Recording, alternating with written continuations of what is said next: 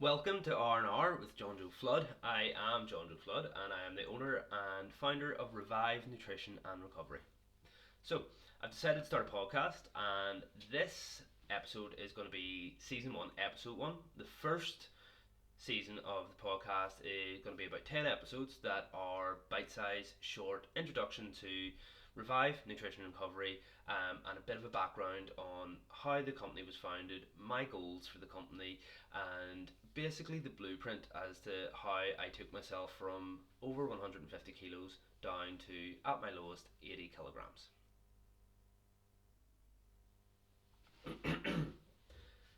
So we'll start with a bit of background. As I said, my name is John Joe. I am a qualified nutritionist and a sports massage therapist, and basically at the age of 21, my starting point was just over 150 kilograms. So believe it or not, I didn't realize how big I was.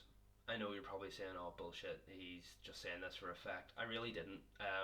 Sometimes when you bury things so deep inside you, you just don't realize the shit that's going on in front of you. Okay, so my trigger, you know why people always go, "Oh, I had a photo that really shocked me." It wasn't even that. I didn't take photos. I just didn't like it. Still don't.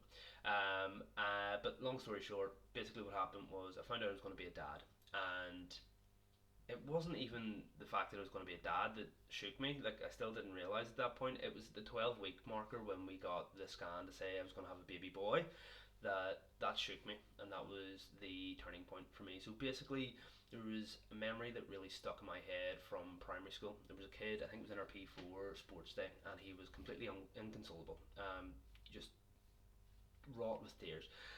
And it transpired that it wasn't that his dad was absent, and it wasn't that he was like an absent father or anything like that. It was that he was morbidly obese, and he wasn't able to be there for sports day to compete in the parents races and things like that.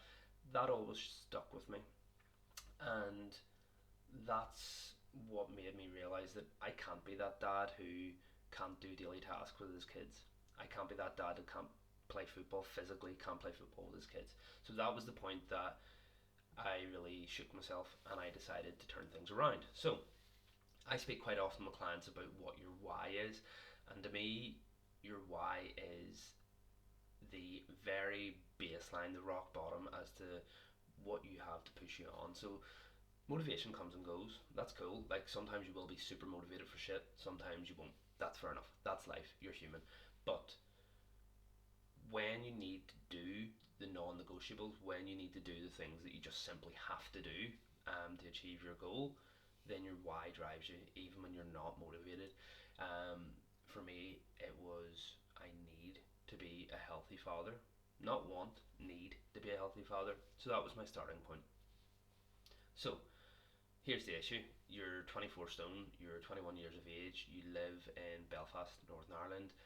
You look around you and there's not a lot of resources out there for someone your size that you can relate to, and that you can find accessible.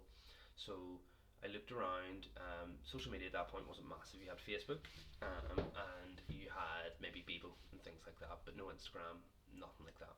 So went on YouTube, went on Facebook, looked around at different gyms, etc. in the area. There was no one that was like me. There was no one that was maybe formerly big and had worked their way down. There was no one who was nutrition focused. There was no one who wanted to help people change their lives. It was very much like this was the era of the 12-week physique transformation, which a lot of my friends did, and some of them achieved amazing results. But this was the era of when fitness photo shoots really started coming in. So there was nothing out there for me. There was nothing out there that addressed guys like me. So what I did, because my why was strong and I needed to change, I decided to start doing the research myself. I'm a little bit of a geek and a little bit of a nerd at heart, and I started doing the research. I started doing the reading. I started doing the really unsexy stuff, and it started working.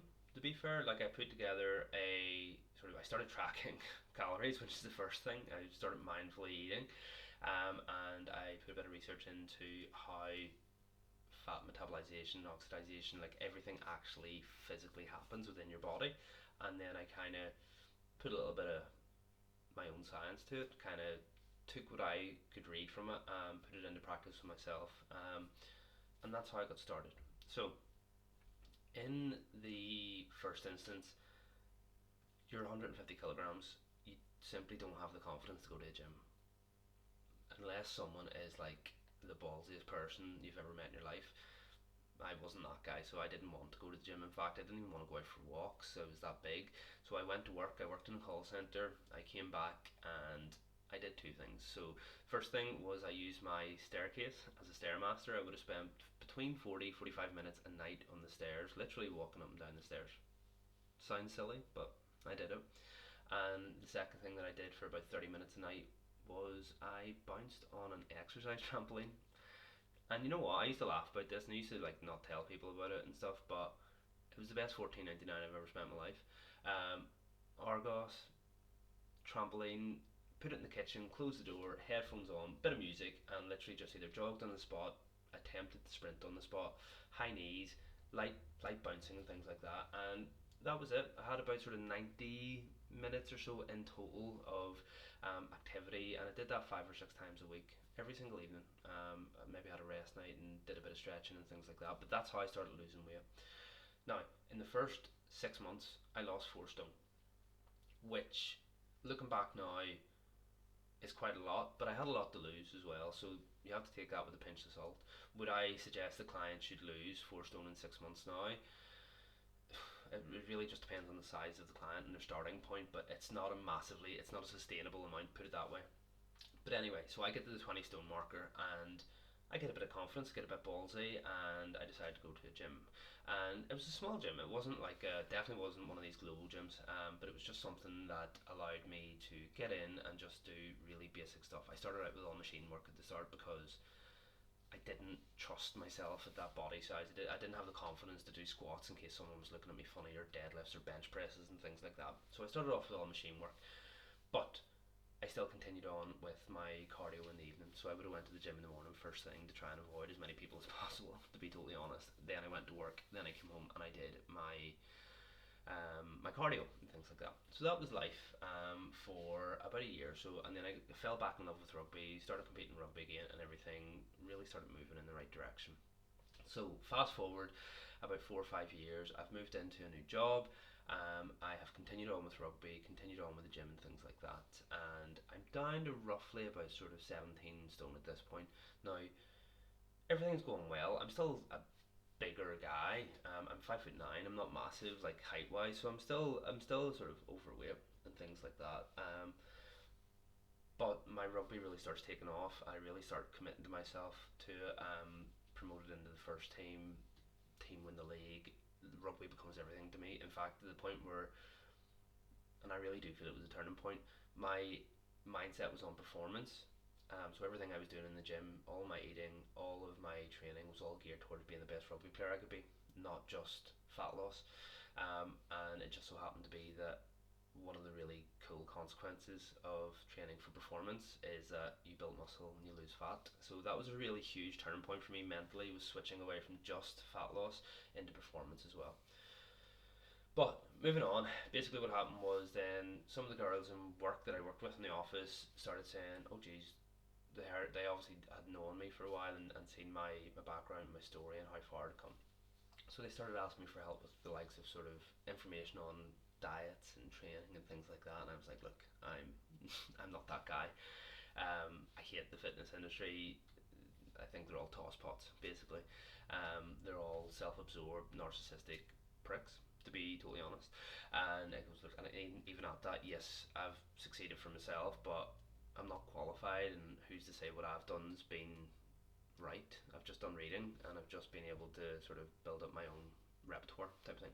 But anyway, so two of the girls convinced me to help them with like diets and a wee bit of education, a wee bit of training plans and things like that, and they started making like really good changes. Like, we're not talking astronomical; these girls weren't big, but they made some really solid changes, and something just lit up inside me, and I was like, I love this. I love helping people. I love being the person that I needed when I first started out. Like, being an accessible figure point within like fitness and health and well-being is really really important to me. I'm not a bandy with my top off constantly. I'm not like a big juicy booty girl. I'm not people who are unrealistic. I am a dad. I am a person who has lost weight. I am a person who wants to help people lose weight as well, and I'm a person who wants to help people perform well as well in sports, in the gym, in powerlifting, weightlifting, field sports, and things like that. So I pride myself on being accessible, being genuine, being realistic, and being someone who I needed when I was 21. So that's the background of Revive, and that's why at the age of 28, I was sitting in my office job and I said to myself, do you know what, if you're sitting here when you're 30, you'll be sitting here when you're 50. So evening classes were done to become qualified nutritionist, evening classes were done to become a qualified sports massage therapist, and I sat and I probably wasted the company's time because I sat for like about 12 months just building a business plan, building what I wanted Revive Nutrition Recovery to be. And here we are. Yeah, so we're 18 months deep with Revive at the minute. I have founded my own nutrition academy, which is an online academy for my clients.